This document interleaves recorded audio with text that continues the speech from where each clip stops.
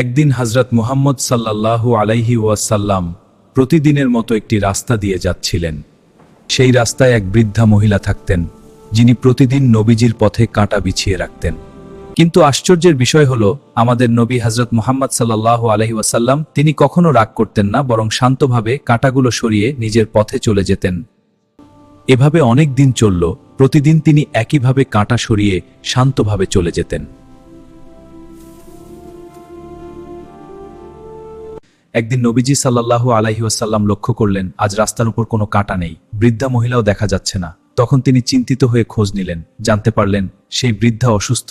তখন হযরত সাল্লাল্লাহু আলাইহি ওয়াসাল্লাম নিজেই সেই বৃদ্ধার বাড়িতে গেলেন তাকে দেখতে। তিনি কল্পনাও করতে পারেননি সেই মানুষটাই আজ তার খোঁজ নিতে এসেছে। নবীজি হযরত মুহাম্মদ সাল্লাল্লাহু আলাইহি সেই বৃদ্ধার খোঁজ খবর নিলেন। এই ভালোবাসা, এই দয়া, এই মহান চরিত্র দেখে বৃদ্ধার মন বদলে গেল। ইসলাম প্রতিশোধ নয়, ইসলাম দয়া, ক্ষমা আর উত্তম আচরণ শেখায়। খারাপের জবাব ভালো দিয়ে দেওয়াই একজন প্রকৃত মুমিনের পরিচয়।